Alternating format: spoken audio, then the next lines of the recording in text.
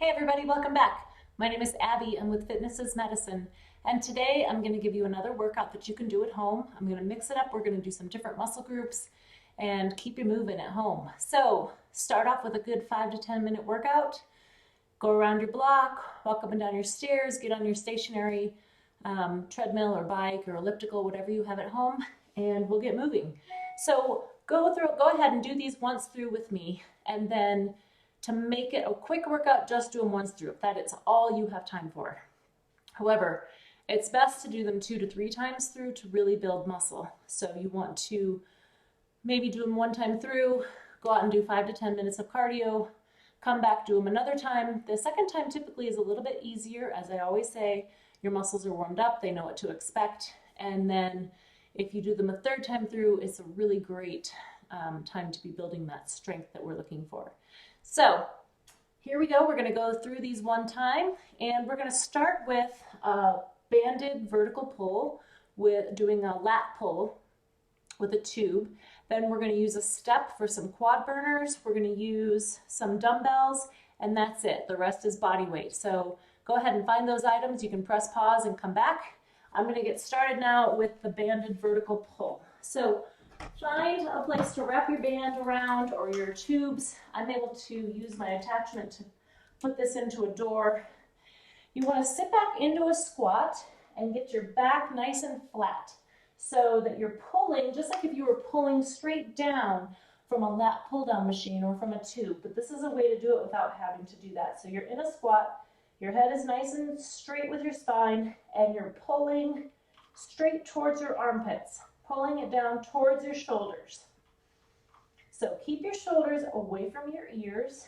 Squeeze your shoulder blades down and together as you pull, and breathe.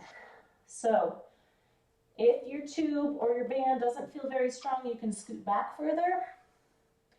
If it feels too much, you can scoot up or you can change your band. But this is working those large muscles, your latissimus dorsi in your back. Go ahead and do 10 or 12. Slowly come up and let your band relax there. Okay, next we're going to do some quad burners on a step. So it's a stationary, your foot is going to be stationary on this step here. I've got my little step stool from when my kids were little, but you can do this on your bottom stair of your staircase. If you've got, like an aerobic step, that's a great way to do these two. Do them next to something sturdy. I've got my treadmill here, but if you have a railing, or you can do them at your kitchen sink, what I want you to do is put your foot all the way up on that step. So your foot is flat on the step. I don't want your foot hanging off the back like this. That's bad, and you could, hurt your ankle or lose your balance more easily. So you want to be up over that foot. You want your weight on that foot. So you're going to come back. This foot is back, and you're going to go back and forth like this. So this knee is pretty much staying at the same height here, same bent, same angle is what the word I'm looking for. So you're going to move your arms back and forth like this, kind of like you're running. This knee stays at the same ankle, and this one just goes back and forth. You're going to drive your knee forward. And I call it quad burner, I've called it butt burners in the past, but what it really does start to really isolate your glutes and your quads. So now we're going to switch sides. You can do these different ways. You can do 10, or you can do them for 30 seconds, kind of whatever the challenge that you need. So I'm going to switch sides here. My weight is up over that foot on that step. My foot is flat on that step. And I'm going to move my arms back and forth just like I'm running or walking. The other way you can do it is stretch out and go like this. Whatever is most comfortable for you, it doesn't really matter. You're just stepping that foot back, coming back forward, keeping that stable knee at the exact same angle throughout. Okay, great. Next, we're going to lower down to the floor with a fit ball. I don't think I said you needed a ball. If you need to pause it, go ahead and grab your ball. And we're going to do a dead bug. Now, those of you who come into my gym know what this is. And it can be pretty hard, but I'll show you a couple different variations. So you're gonna lie down on your back with your back flat on the ground. Make sure that I'm, in the picture here. And take the ball, put it between your knees and your hands like this. Now, the beginning level of this is to take your right arm up and your left arm out and then bring them back. So it's similar to a bird dog that we do on our hands and knees, where you're doing the opposite.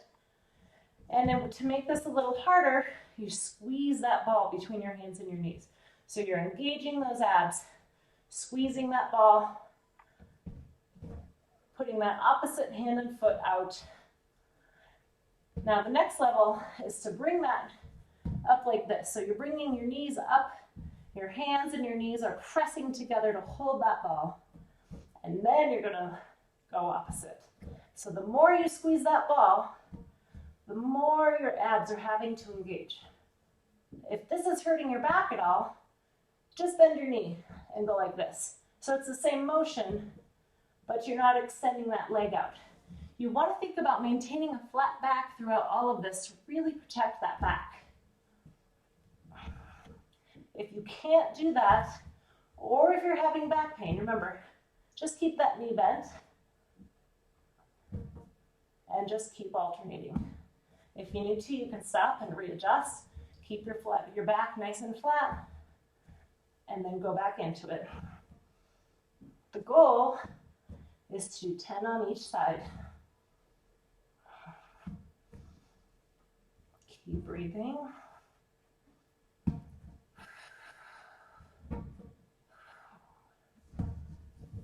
Okay, good job. Now we're going to stay on your back. I'm just going to refresh my screen here and make sure I'm still in here. And we're going to do bridges on your back.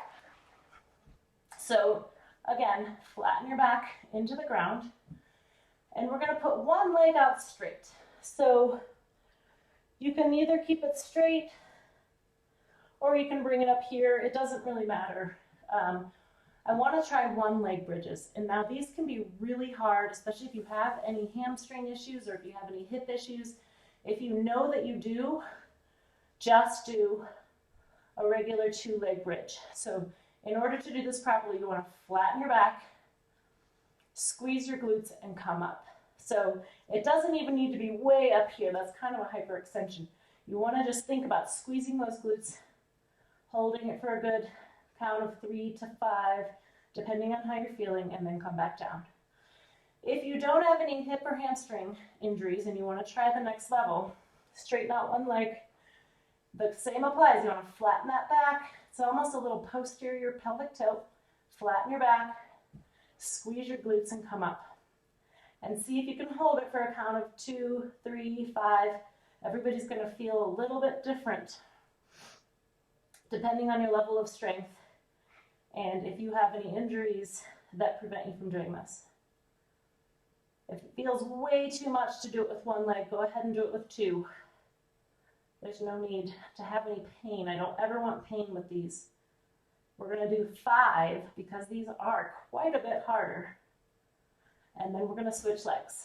So remember, flatten that back, squeeze your glutes, come up and hold.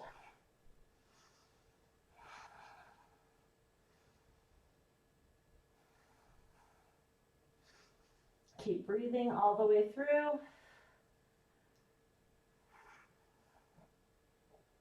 Again, you don't have to have a complete straight line from your knees to your shoulder. You're really just engaging those glutes and holding it. If you're coming up too far, you can be putting some extra added stress that we don't want. Okay, now, in the last workout we did some bicep curls with a kettlebell, and today we're going to do them with some dumbbells. So I'm trying to show you different ways to do them. People often ask me, how should I be doing bicep curls? So there's straight bicep curls, and if you hold them like this, they're called hammer, and then you can turn them around and do reverse. So I'm going to show you straight and hammer today. So grab 2 dumbbells And I need to raise this camera. Okay, so this, if you turn your hands out like this, you want to have your feet about shoulder width apart, your abs engaged, and we're not using our back. Just like I talked about on Monday, this is a straight bicep curl. You're putting your arms are just staying at that level. You're going nice and slow. And now if you want to try a different way, you turn them this way. This is actually a little bit more of a natural hold because you kind of pick things up this way. You pick up your coffee mug this way, you pick up, different grocery bags or things you might hold this way. But now we're going to turn this way. This is a hammer curl. And really, it doesn't matter how you do bicep curls. You can, probably the most important thing is that maybe you try them differently at different times. But it's just sort of working the different heads of your biceps. You have two different biceps. And then this one is a reverse curl, but this one can really bother people's elbows and shoulders, and I don't find it necessary. We don't lift things like that very often. So the most functional way to lift would be a hammer curl or a straight curl. So it doesn't really matter which way you do those, but I do get that question a lot from people. How should I be doing bicep curls? And the answer is either way, and probably the best way is to mix it up a little bit. So that's what the difference is with bicep curls. Okay, finally, we're going to lower back down to the ground and we're going to do a side plank. So the best way, I'll level up here. The goal is to hold it for at least 30 seconds. Side planks can be really hard for people. I'm going to turn here. There we go. So put your elbow directly underneath your shoulder. We don't want it out here. It's hard on your shoulder. Directly beneath. Your knees are bent, and then come up like this. So all you do is lift up your hips off the floor, and then you have a straight line from your knees to your shoulders. That's level one.